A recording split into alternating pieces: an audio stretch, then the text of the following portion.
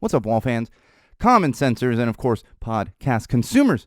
Welcome to the video feed for Common Sense Sundays with Go Tell It to the Wall, hosted by me, the one and only Sean O'Rourke. And it is a Monday, but we shifted Common Sense Sundays back a day simply because I had access to my studio on this particular Monday. So luckily, I was able to just kind of shift all of that back. But of course, with all that being said, we got a lot to get into, as usual. And we're going to get right into episode 96. Who, one, two, three, go tell it to the wall. Tell it to the wall. Go tell it to the wall. Tell it to the wall. All right, wall fans, Common Sensors podcast consumers, welcome to another very exciting edition of Common Sense Sundays with Go Tell It to the Wall, hosted by me, your favorite podcast host, the one and only Sean O'Rourke, and this is episode 96. I said it at the top of the video feed, but I'm going to say it again. It's actually Monday. I get it. But I had a lot of stuff going on this weekend, particularly on Sunday, so I shifted everything back. Fortunately, with it being a 3-day weekend, I have access to my studio. My wife didn't have to take it over this particular Monday like she usually does, so we just kind of shifted everything back, and we're still calling it Common Sense Sundays since it is a 3-day weekend. Of course, that being said, we always kick things off with our social plugs. You can keep up with us during episodes, for episodes, after episodes, whenever you so please, and you can do that in multiple locations. One of those would be facebook.com/GoTellItToTheWall. That's right, facebook.com/GoTellItToTheWall. That is our official Facebook page. Keep you updated on all the new stuff, new episodes, new videos, all that great stuff. And if you are a YouTube user regularly, make sure you subscribe to our YouTube channel, youtube.com/GoTellItToTheWall. That's right, youtube.com/GoTellItToTheWall. I always forget, I think we have like a YouTube handle now. I got an email about that a while ago, and they were like, you can choose a handle, and then it was like, if you already have a custom URL, that's your handle. So I think it might be like at Go Tell It to the Wall or something like that. But we have some kind of YouTube handle. Either way, youtube.com/GoTellItToTheWall. And of course, my own personal Instagram account, which is at SoCalSean, SoCalSean, at SoCalSean. A lot of great photo content that goes up there. Not all of it relating to Go Tell It to the Wall, Common Sense Sundays, and all that good stuff.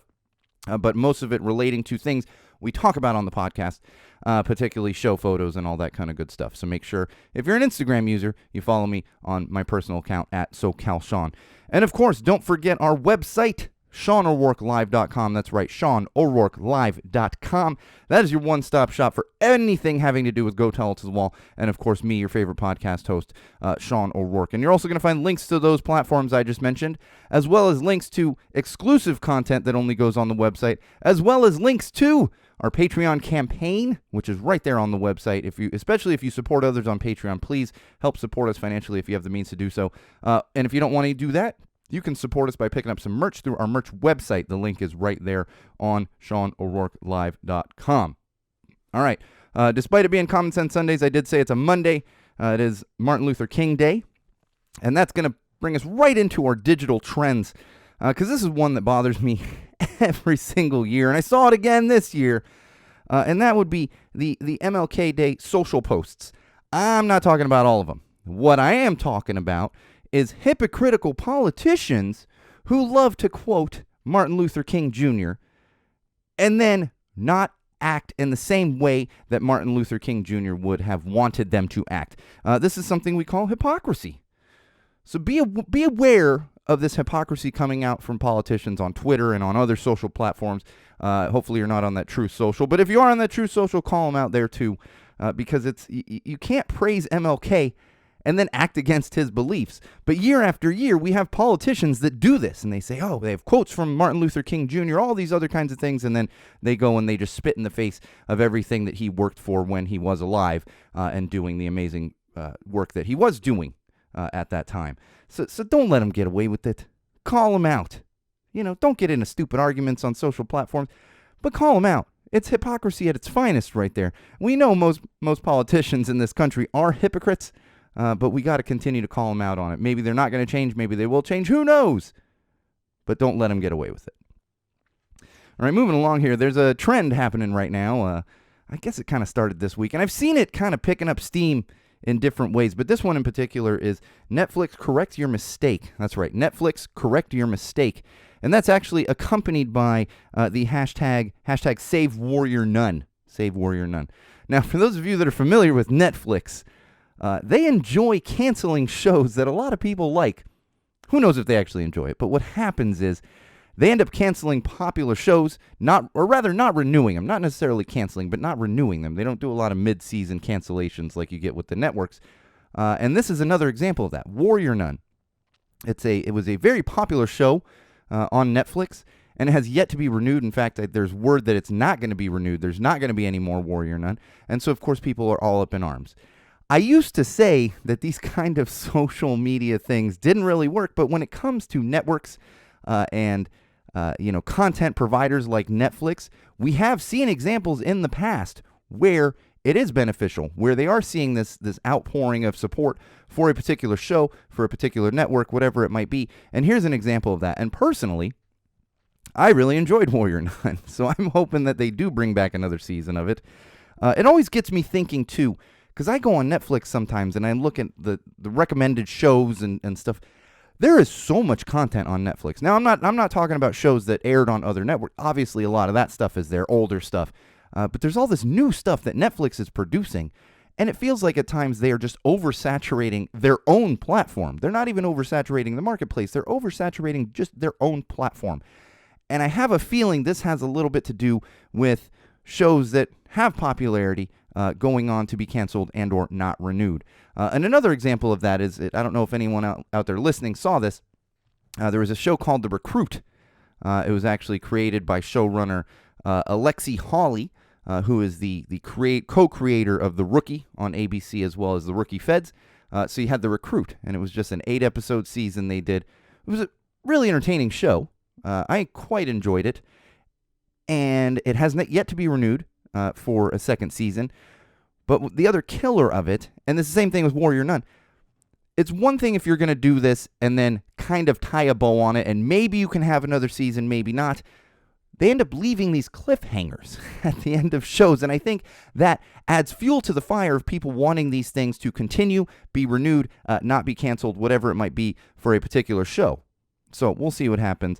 If you're interested, follow that hashtag as well as that trend right now on all the social platforms and show your support.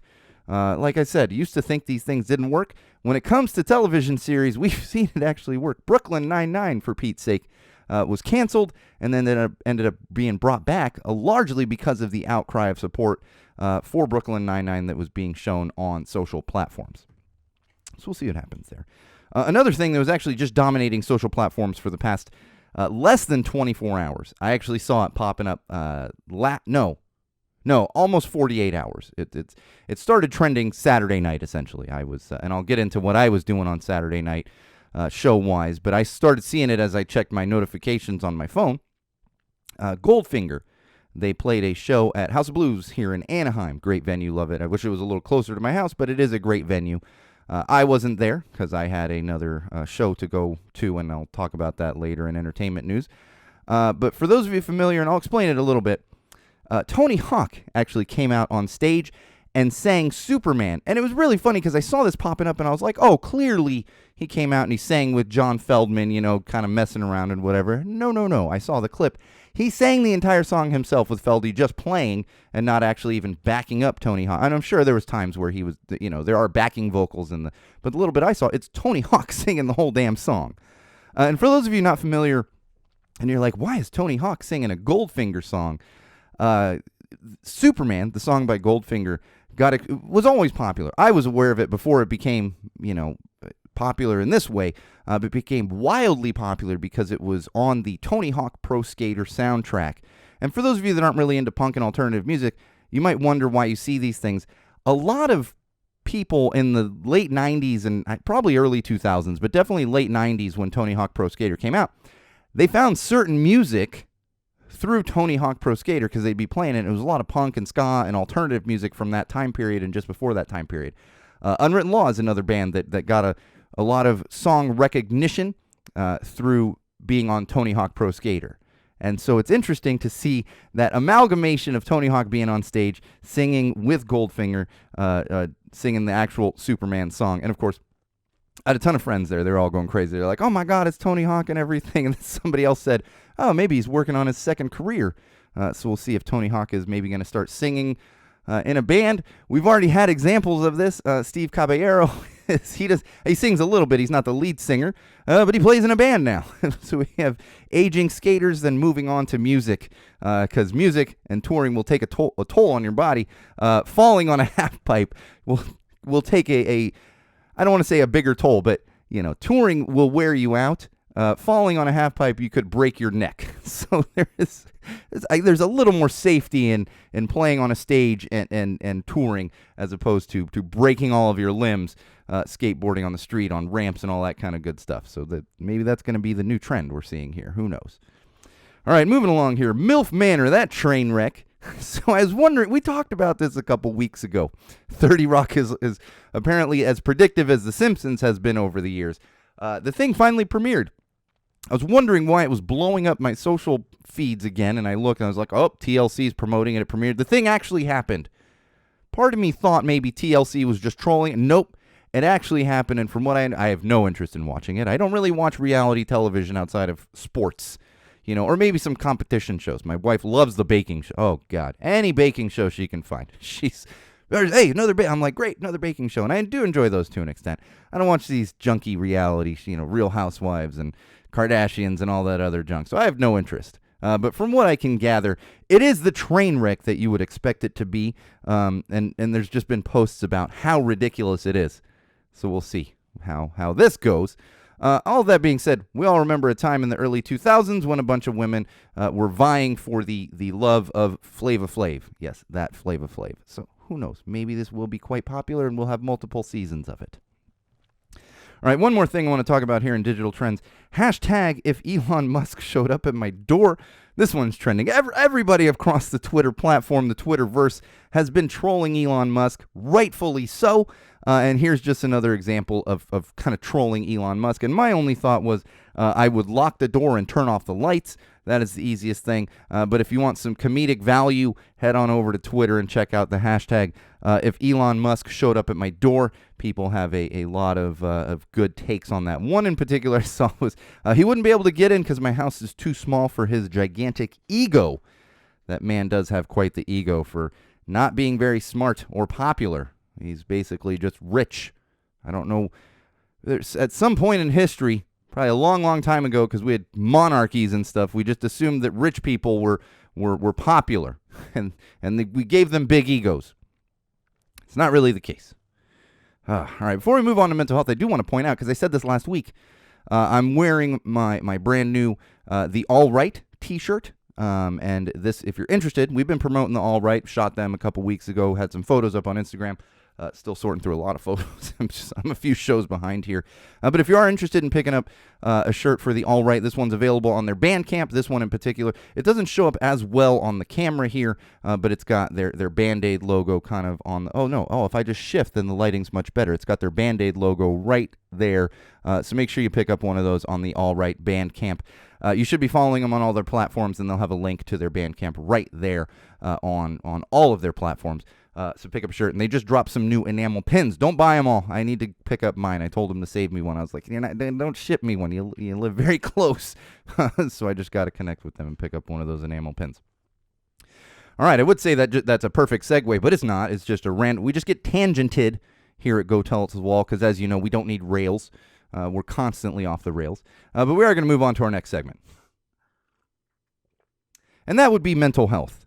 Now I'm going to talk a little bit more about this particular event, but I wanted to talk about mental health awareness. I know this is something we talk about every single episode. It is a cornerstone and always has been of Go Tell It to the Wall. Along with common sense, we have always wanted to increase mental health awareness. And the reason I want to talk about this in particular is because it harkens back to something I've said for years on this podcast, and that is the ignorance of other people. And it's not a stupidity, it's not a purposeful ignorance, it's simply not having the knowledge of what's going on if you've never dealt with mental health problems or a mental illness. And I was really reminded of this on Saturday. And again, I'm going to talk more about this event once we get to entertainment news. I got a couple little tidbits about it. But I was talking with people on Saturday night at an event for Punk Rock Saves Lives. And as you know, we've talked about it. Punk Rock Saves Lives also have some fantastic mental health initiatives, support groups, all kinds of other things, discounts you can get through telehealth for mental illness, all that stuff. And so we're out there promoting, among other things that are cornerstone to Punk Rock Saves Lives, the mental health initiatives. And I actually had a couple people, but one in particular, a couple people were kind of like, oh, what do you do? And, they know mental health is a thing. But I had one particular person say, what is mental health awareness? And I was very kind about it. I said, I explained through all of it. And he was very receptive to what I was talking about. So it was simply the fact that he didn't even realize that mental health awareness was a thing and a thing that we need throughout the country and throughout the world. So we must continue to educate.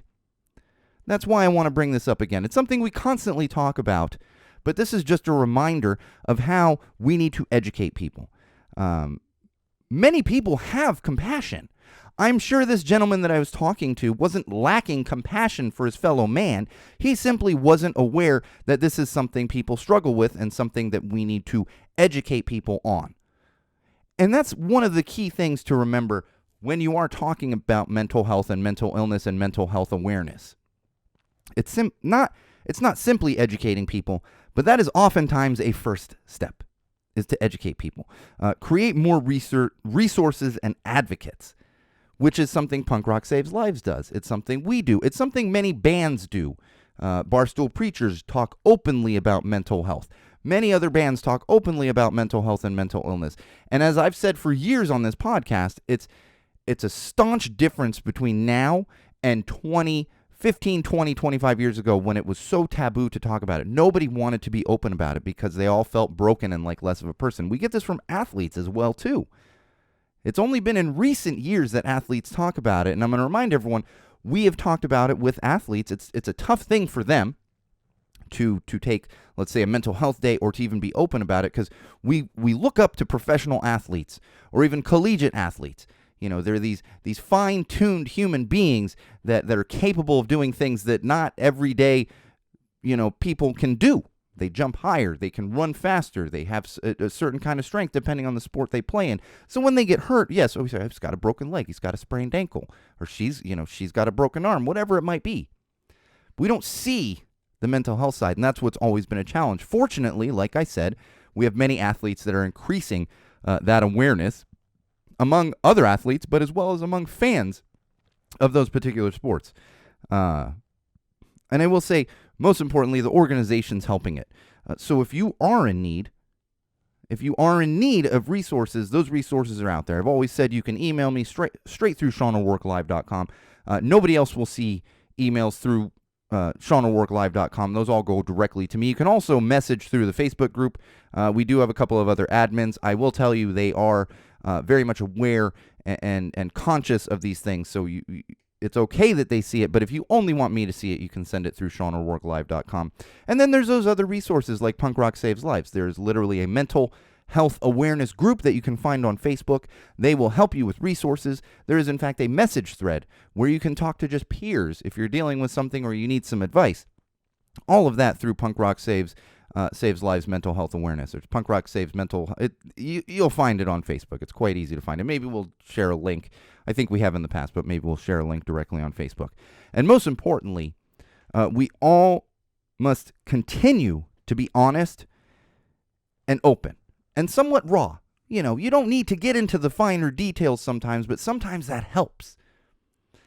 And I'm going to leave it with something I've said for years. If one teenager or 20-something hears this and realizes that they are not alone, they are not the only person, that they are not broken, that there is nothing wrong with them, then I have succeeded in increasing that awareness. And all of you out there, whether you deal with it or not, and that's the other thing I say, I know I said one last thing, is even if you don't deal with mental health problems or a mental illness, there is a 100% chance, unless you live alone on a mountaintop, that somebody around you does deal with those things, whether you're aware of them or not. So always be conscious of that. Be compassionate.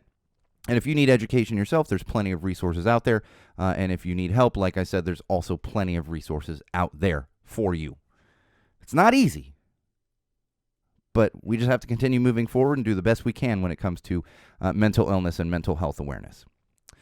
All right, let's move on to some positive news. This is actually a great segue from mental health, because the positive news is some finality from what we talked about concerning mental health last week.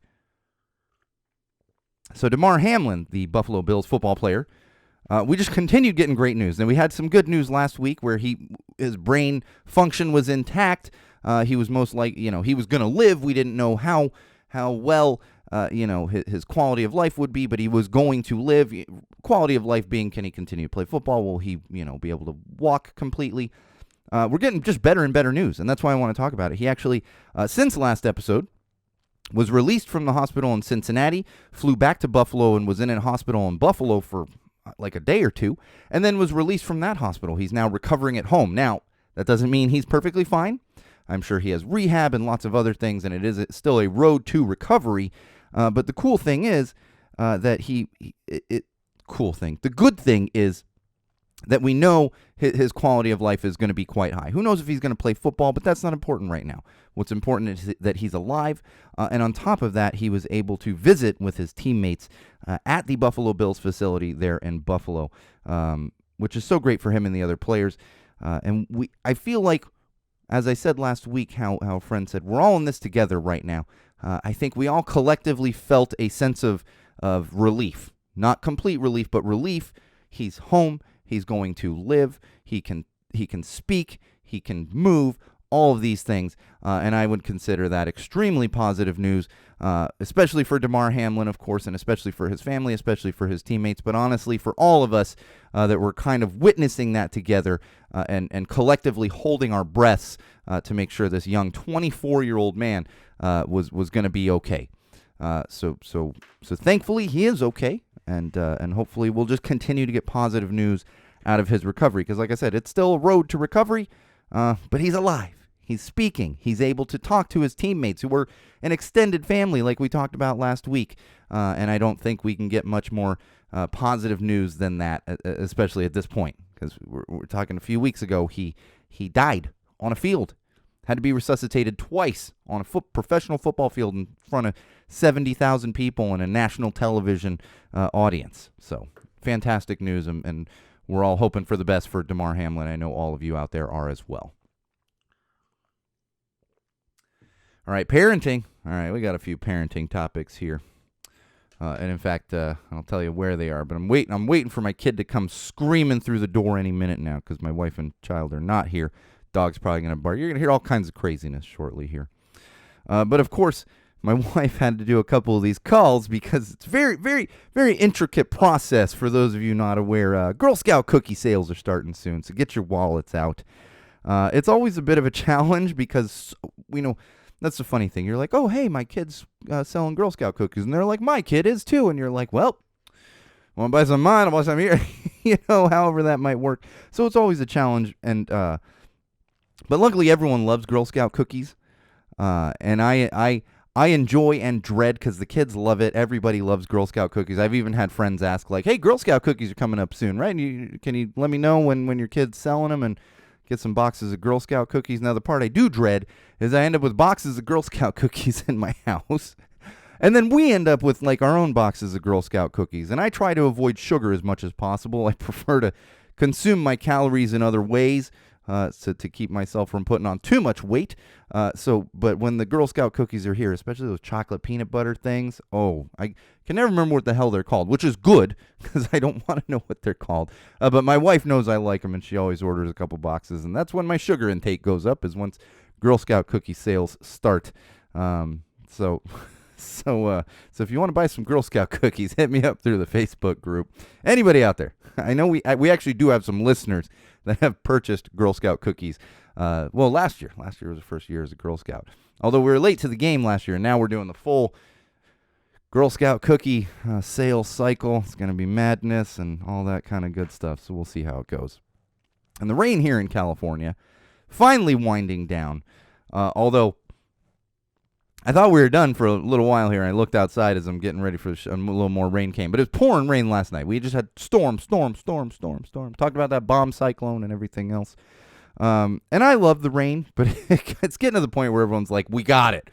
I know we needed rain, but we're good now. We got it. It's just been pouring rain.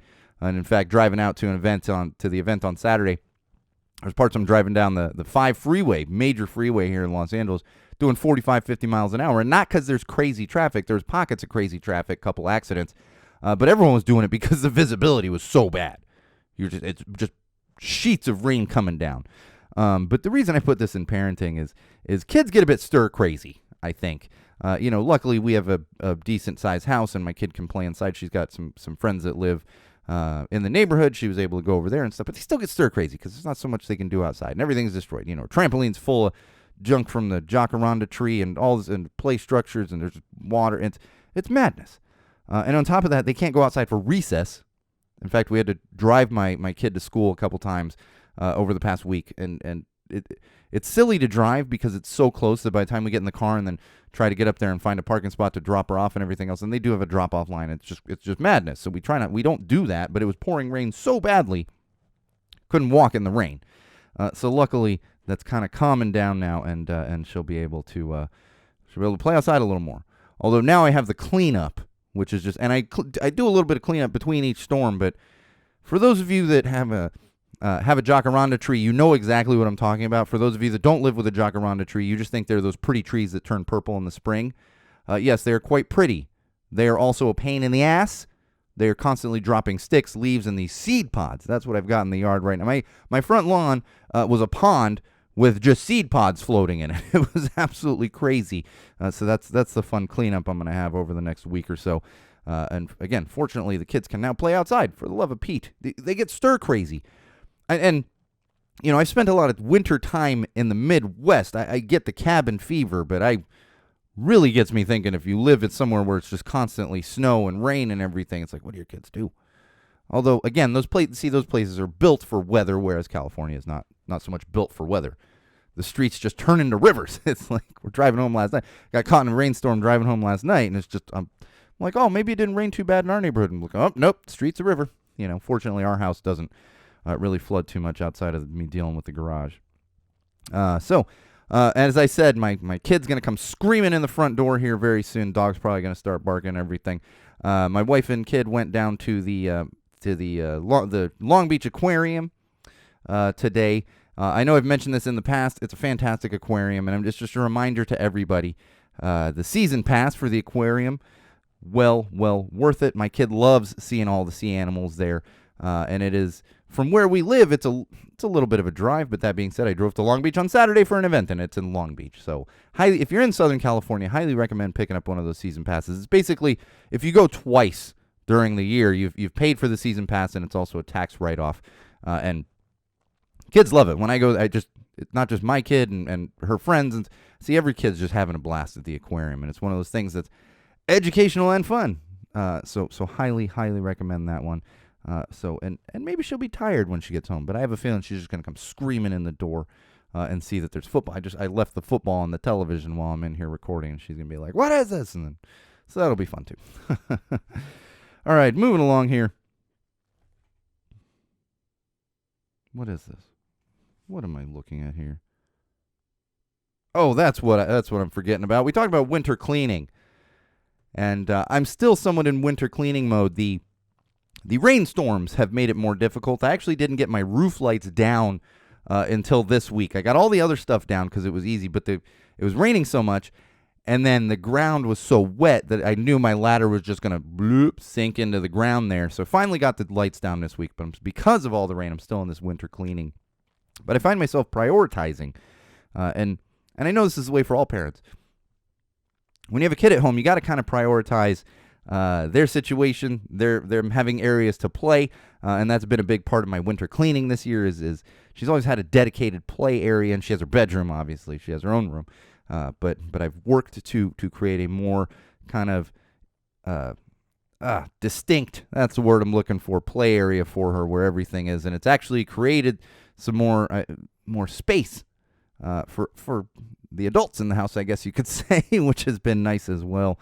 But definitely, kids become the priority when you're rearranging a house, and that's what I've been doing on and off for a couple weeks here, and been quite happy with the results. But anyone who knows me or has heard me talk about it, it's a constant thing. I've started reorganizing the garage now, and it's just even if you don't have kids and you own a house, there's always something. There's something to fix. There's something to clean. There's something to reorganize. It's always a challenge, and it's just added to when you have to consider a child and all the just junk they have. That's the thing too. Like we were at a birthday party and she's getting like all these little like little stuff, but little whistles, and I'm like, cool, more stuff for the house, and then I'm sure many other parents can relate. You can try to get rid of some of that stuff, but never fail. You get rid of something, something the kid hasn't touched for 2 months. You get rid of it, the next day the kid's going to be like, where's my blah, blah, blah? And you're like, well, shit. That's the one thing I got rid of, and now you remember you had it? You haven't seen it for 2 months, but that's what happens. So you just acquire stuff when you got kids. All right, one more thing here I want to mention. I know I mentioned this was coming up. Basketball. My kid started basketball practice this past week and then had her first game on Saturday, which was quite hilarious. I've never really experienced 6-year-olds playing basketball, and it's fun. My kid had a blast, literally. And I found she's quite coordinated, can actually dribble the ball and stuff. She just never played basketball before, so she's still learning. She was just content running up and down the court. Big old smile on her face, run up and down the court. And the interesting thing with kids that age, because I didn't play basketball when I was that young. I played basketball much later in my childhood, in like 8th grade in high school. I didn't start playing until then.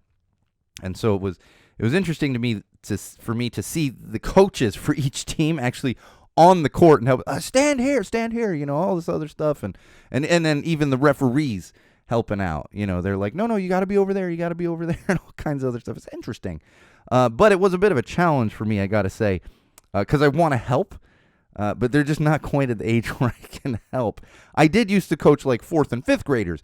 They were at the age where you could be like, okay, you're going to run this direction, you're going to play this type of zone on defense, you're going to play man-to-man, whatever it might be.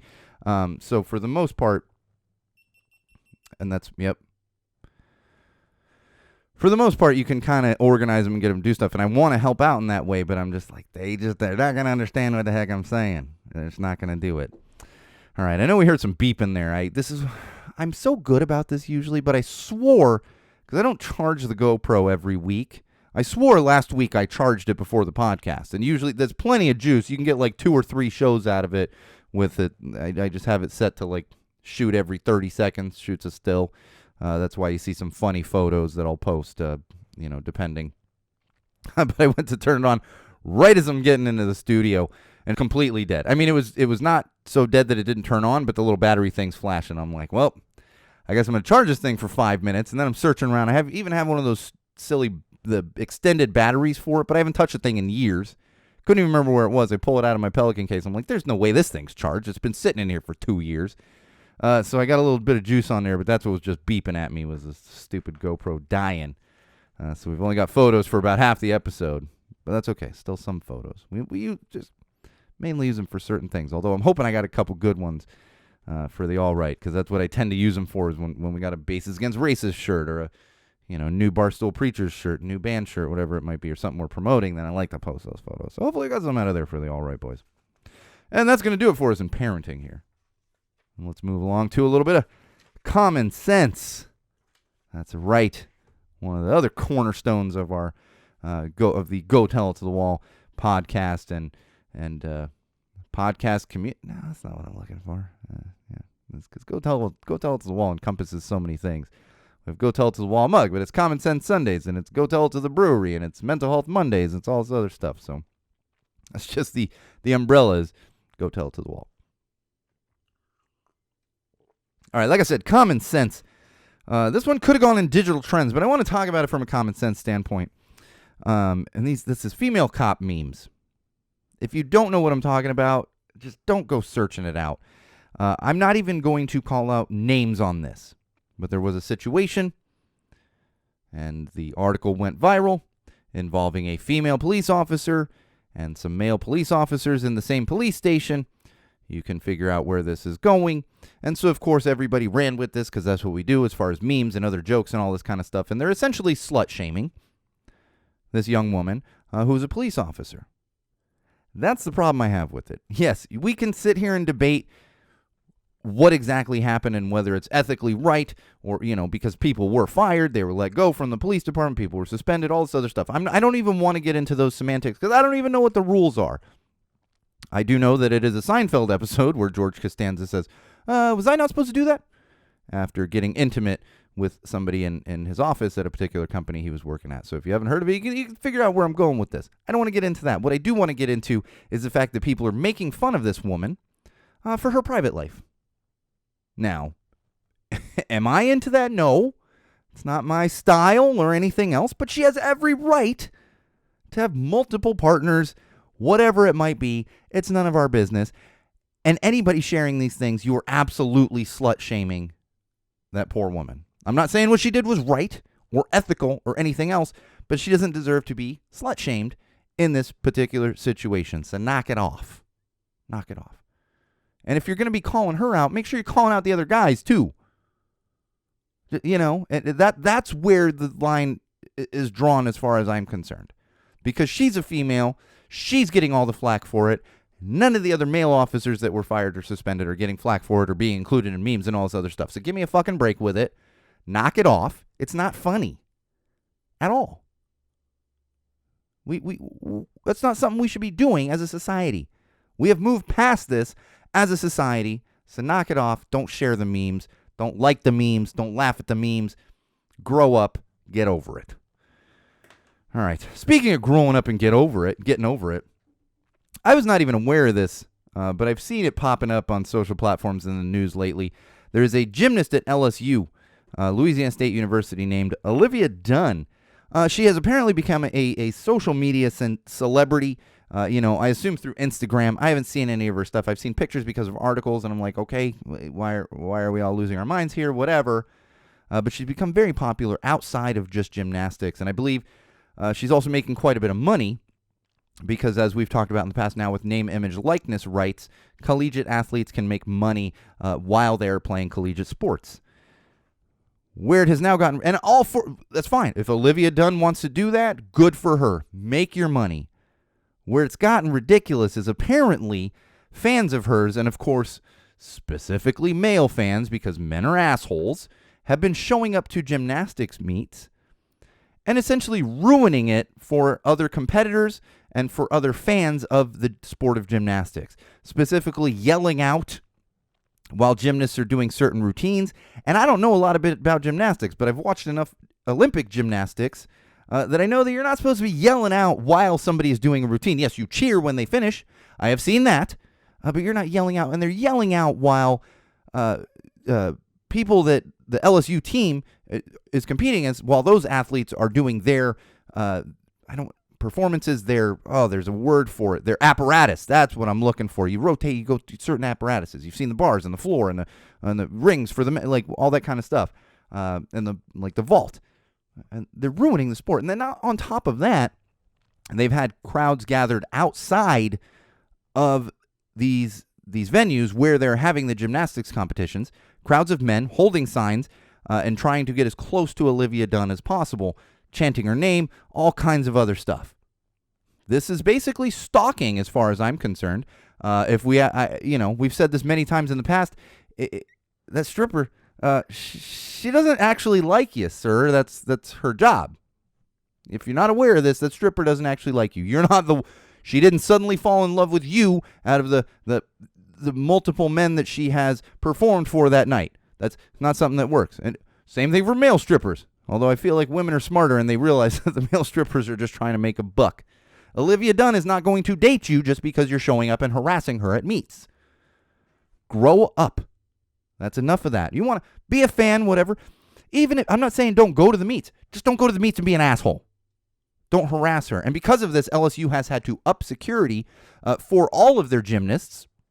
And apparently, with gymnastics, something that they can do is after the competition is over, gymnasts, and I've kind of seen this on the Olympics, but I feel like I see it for every sport on the Olympics, like track and field and stuff, they go in the stands and they're able to go and see their family.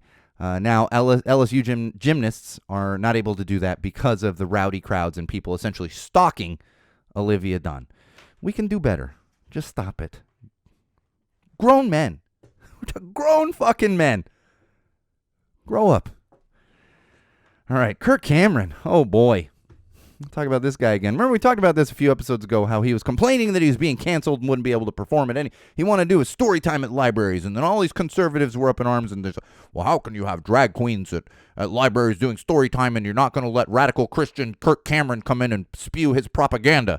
Well, that's why. That's exactly why, because the drag queens are not spewing propaganda. They are reading children's books, whereas Kirk Cameron's children's book is Christian propaganda. That's radical Christian propaganda.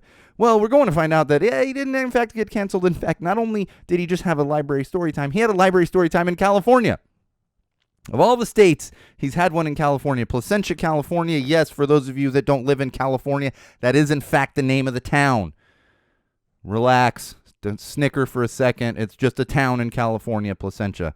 But apparently he was able to have one of his story times there and had quite the crowd. And you know what? That's fine if people want to be religious bigots like that, then go and be in that crowd. But I'm sick of the crying from Kirk Cameron and this martyr mentality, because apparently he's been able to schedule other library story times. If you are a parent, I recommend not letting your child go there, because Kirk Cameron is teaching people how to hate same-sex couples, the LGBTQ community, pushing this traditional family narrative, which is absolute bullshit. For those of you not watching on the video, I did put up finger quotes for that traditional family values phrase there, and I'm just so sick of it. And it gives, that's the thing too, this gives other Christians a bad name. There are plenty of religious people out there that are not pushing this propaganda, that do not have anything bad to say about the LGBTQ community. The problem is it's the ones that do have problems and that are bigoted that are the loudest.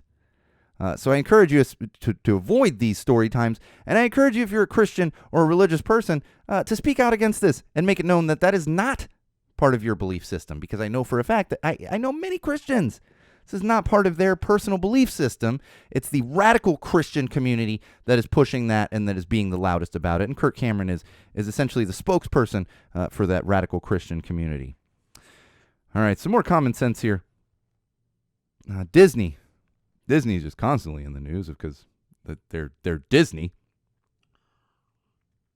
We got word this week that Bob Iger has ordered all Disney employees, all of them, regardless of your division, what you do, or anything else, back into the office at least 4 days a week. Every single division it did. Now, obviously, if you don't have an office, then you're not getting ordered back in. Parks workers they've had to be in the parks, but we're talking administrative park workers. They're going to have to be back in the office. If they were able to do things at home, no more of that. They're going to have to be in at least 4 days a week.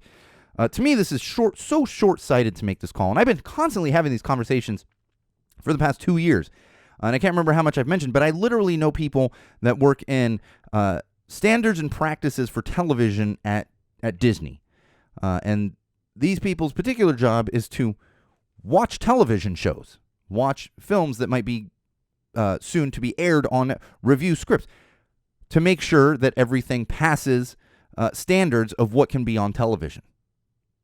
So most of the time they're sitting at a computer and reviewing things. You're going to get the same quality of work of employees like that, whether they're at home or they're in the office. And we're not even talking something like, well, are they just not working at home? Of course they're working at home. They have to review this footage. And this is only one example. There's plenty of other positions out there. I'm just using this as one example of it. So you can say, well, why don't they just do it in the office? It's like, because here's the difference. When you have someone that's not having to commute to an office, I have another friend who is an editor who has told me ever since he started working at home, they're actually getting more work out of him, because what he'll do is he's not spending an hour commuting somewhere. And then a lot of times we'll go back to his work once he's put his kids to bed, had dinner, whatever it might be, because it's just right there.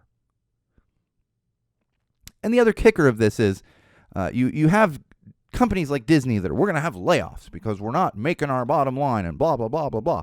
Well, maybe you don't need to run electricity and resources and coffee machines and all this other stuff to offices where people, it doesn't matter whether they're sitting in your office building or they're sitting at home.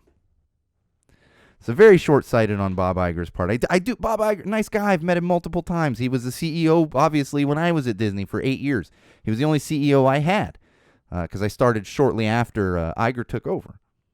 But many just don't need to be in the office. It's common sense. All right, speaking of common sense, Costco on a Sunday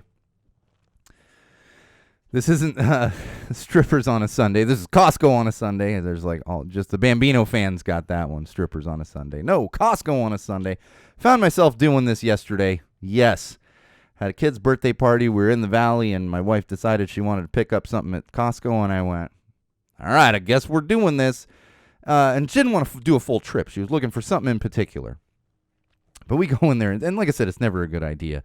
We go in there, it's crowded as heck, and I'm looking at the lines and these carts full of stuff that everyone's getting, 5 rotisserie chickens and a bunch of other stuff. And I swear, I did see one guy walking out with 4 rotisserie chickens, and I'm going, how big a fucking family are you feeding, man? Because that's a lot of chicken. It doesn't last that long, So anyway, there's these huge lines. We go look, and we end up with 2 items, and I'm like, and it wasn't even the item my wife was looking for. If it was what she was looking for, I was, okay, we're waiting in line. You wanted that item. She couldn't find the item she was looking for.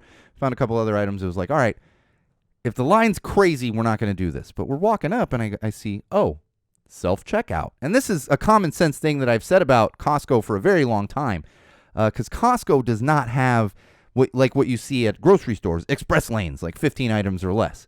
I've always said Costco needs something like that, because sometimes you go into Costco and you're like, I just want to get 1 or 2 things. But most times when you go to Costco, and there's nothing wrong. I get it. Everyone's stocking up. They got a cart full of stuff. And you're like, well, it's not worth standing in line for this long just to get this 1 or 2 things. Now, fortunately for us, I go over to the self-checkout, and there was a bit of a line, but I look, and there's like 3 or 4 people in front of us, and there's like 6 self-checkout lanes, and everyone's at a self-checkout, each one's full. But everyone, it's like 2 to 3 items that everybody's got in front of us. And I went, oh my God, this is brilliant. This is taking it. And immediately my mood changed, because I'm in Costco on a Sunday. What the hell am I doing here? I don't like to go to Costco any day. I don't care about your samples. I will eat the hell out of a Costco pizza slice or a hot dog, but it's madness in there. I just get claustrophobic. You're going to get hip checked by a shopping cart no matter what. But immediately put me in a better mood. So, and I see, that's the thing, is I asked my wife, because we're at a different Costco. We have one closer to us. I said, does our Costco? And she's like, nope. So this was actually the Northridge Costco. If you're in the area and you just need to pick up something easily, then that might be the spot to go. Now, my wife also baited me with this, because I said, well, let's go to the Northridge Costco. And then we're going to be right near the Northridge Fashion Center. And so I still had one of those $25 off of $75. And this is why I put this in common sense. So we pop over to Vans. I said, we're here. Oh, and let's go look at Vans. And I'll tell you right now, I don't know how long the sale is going. If you go in store at Vans, all of their clearance shoes and apparel is an extra 30% off of the sale price, as well as their MTE shoes, whether on sale or full price, all the MTE style shoes, 30% off. So you got to take advantage of those deals. And the reason I bring this up in common sense is everyone always says to me, they're like, how the hell do you have so many shoes? And in fact, I was discussing, not this trip, but a couple trips ago when I was at one of the Vans stores closer to us.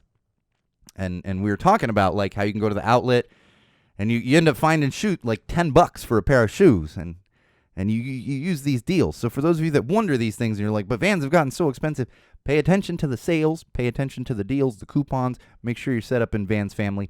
And essentially, that is why I have so many pairs of Vans. I do have Vans that I've paid full price for, and those are definitely like the special edition ones. I mean, my Less Than Jake high tops, those weren't going to go on sale. I have like the Deadpool. My wife got me a pair of the Cobra Kai shoes for Christmas. I'm sure she paid full price for those, because those were going to sell out, and it's like a special limited edition. But for the most part, when you're just trying to get certain styles and certain colors, especially in the classics, just get the sales. Pay attention to the coupons and join Vans family, because they will just randomly email you and be like, 30% off of everything right now. And you're like, well, shit. That makes those shoes I've been looking at quite affordable. All right, let's move on to some entertainment news, and then we're going to wrap it up. I want to go watch most of this football game and have some dinner here. All right, Severance. Everybody's been talking about this for a while. I'm way behind on it, but I will tell everyone I finally started watching it. We have Apple TV right now, for Christ's sake. I think we just got a deal for like a year. So I said to my wife, I was like, all right, watch everything you want over the next year, because I don't want to renew this and end up paying a ridiculous amount of months. We had some crazy deal where we're not paying much. And I couldn't tell you what it is, but probably just Google it and you might find something similar if you're looking to get Apple TV. But yeah, watch the first couple episodes of Severance. I find it incredibly interesting, entertaining, and annoying all at the same time. It's weird, dark fun, and I love that. And my wife keeps saying, Adam McKay, what you? He's such a great actor, but he's mainly a comedic actor from Parks and Rec and Party Down.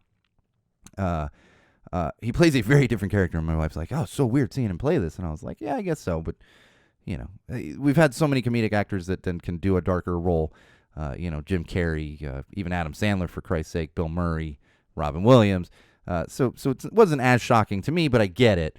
When it becomes frustrating is I'm constantly, and this is my film school brain. I am not an incredible film expert or anything, but I know structure and kind of plot lines and where I am constantly trying to decode where everything's going. And they do a great job of throwing you off on certain things and explaining certain things, but it also hurts my head a bit. Like, I'll be watching it with my wife, and I'll just go, and she's like, what? And I'm like, I don't know. I just can't figure out where this is going. So it's frustrating. It's not like terrible frustrating, but I keep trying to figure it out. I'm like, I don't know what is going on here. So of course I'm going to continue to watch it. I recommend it if you're into weird, dark, comedic stuff. My wife loves the set design. The set design's okay for me, but my wife is like, oh my God, that set design.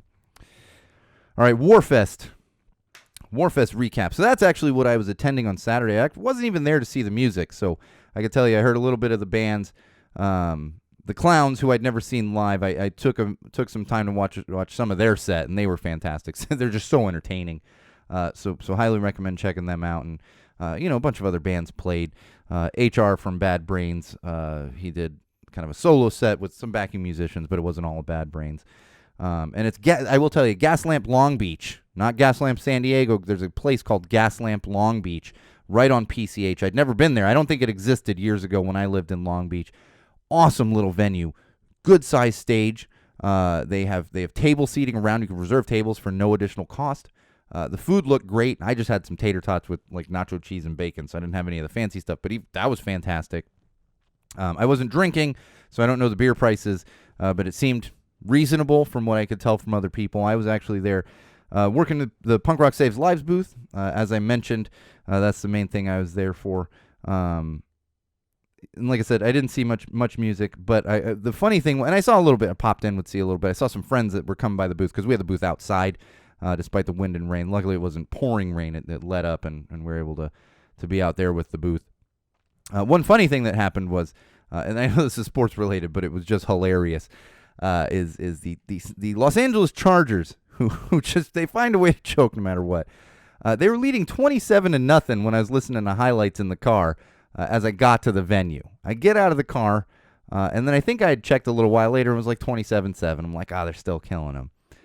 And so I walk inside at one point to use the restroom, and they have it on one of the TVs in the venue, not the sound on, but I look up, and I'm like, it's 27-13. And I look up, and sure enough, touchdown for the Jaguars, and I go, okay, now it's 27-20. This isn't a blowout anymore, and I'm outside, and I'm talking to a couple people, and literally a couple people were like, oh my God, it was a blowout when we left our house to come here for the show. I was like, yeah, not a blowout anymore. And so at that point, everybody's looking at it on their phone while they're standing on the patio between sets.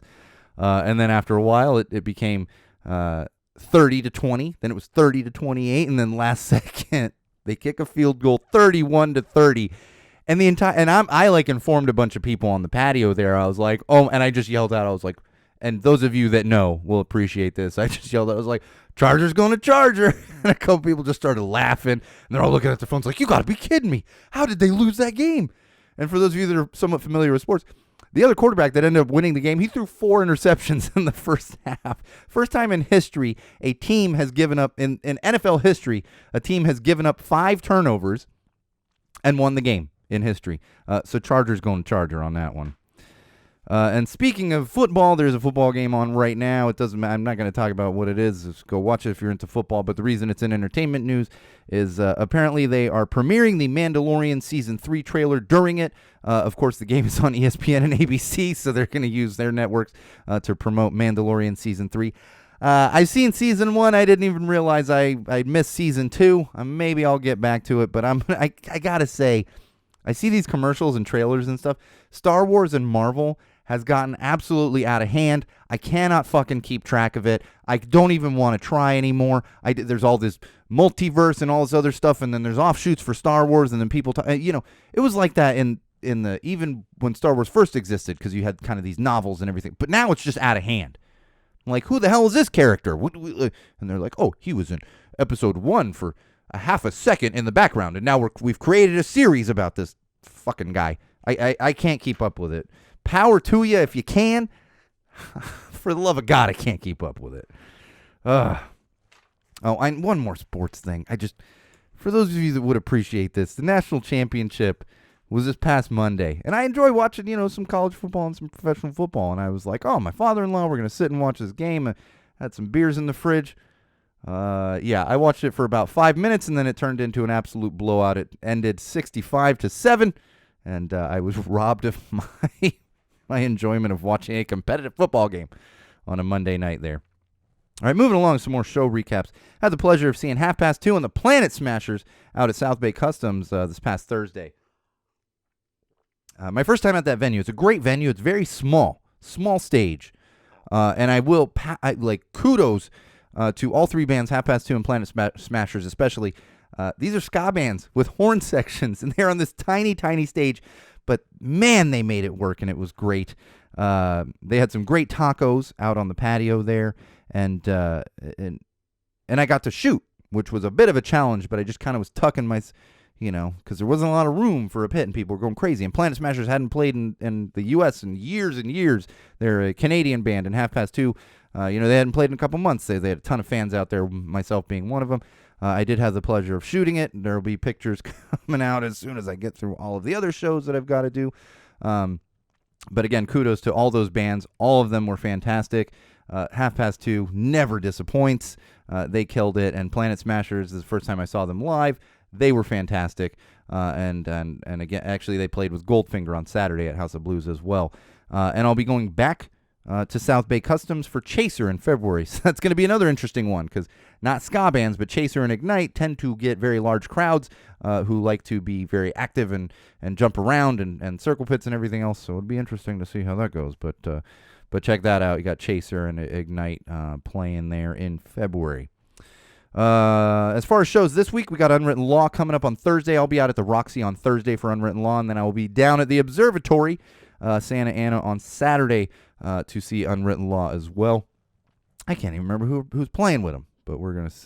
I'm looking forward to it. I'm mostly, Unwritten Law is one of my absolute favorite bands. I practically grew up, not with them, but with them, tangentially with them, and I'm really, really excited to hear some of the new songs live, which I haven't gotten to see the new songs live yet.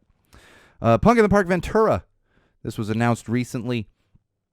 It seems like Punk and Drublick, those stops that we had last year, are being rebranded as Punk in the Park.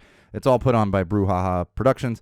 I was on the fence about going when they initially released the lineup, but then they had a couple artists that they weren't releasing yet, and then they did release them, and one of those was Bouncing Souls, and that put me over the fence on that one. So I'll be heading up to Ventura for Punk in the Park in March. Check out tickets. There's plenty of tickets still available, and again, that's Brouhaha Productions or whatever, so it's going to have the beer tasting as well, which is an added bonus to not only that, but seeing some great music.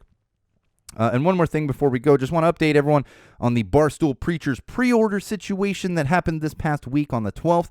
It was absolute madness. My phone was blowing up in the morning. I was getting messages from the band. I was getting notifications from the group that we run, as well as all kinds of other stuff. Jumped on there, got the kid to school, jumped on there, got one of the very limited variants.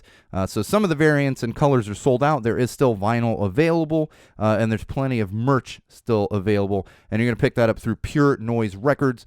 And, if you can't find the link to it, just go on any of the Barstool Preachers social platforms, or the Barstool Preachers fan group on Facebook, and you're going to find those links. And like I mentioned, I think last week, if you're not in the fan group, there's going to be some cool stuff coming down the pipe specifically for the fan group from the band, so make sure you also join the fan group right there on Facebook. If you just search, you're going to find it. It's pretty easy.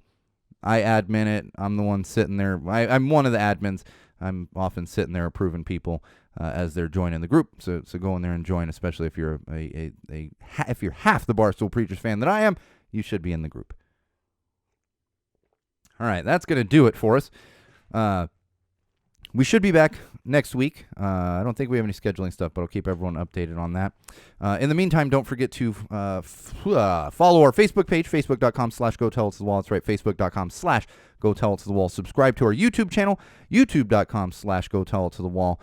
And, of course, my own personal Instagram account, which is at SoCalSean, SoCalSean, at SoCalSean.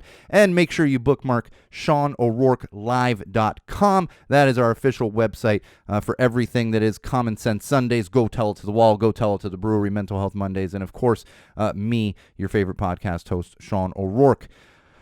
All right, until next time, Wall fans, we should be back next week, same wall place, same wall time. But until then, Wall fans, Common Sensors, podcast consumers, remember, no matter and this has been episode 96 of Common Sense Sundays with Go Tell It to the Wall, hosted by me, your absolute favorite podcast host. And until next time, remember, no matter what you do, no matter who you're with, no matter where you're going, especially no matter why you are doing it, always use common sense.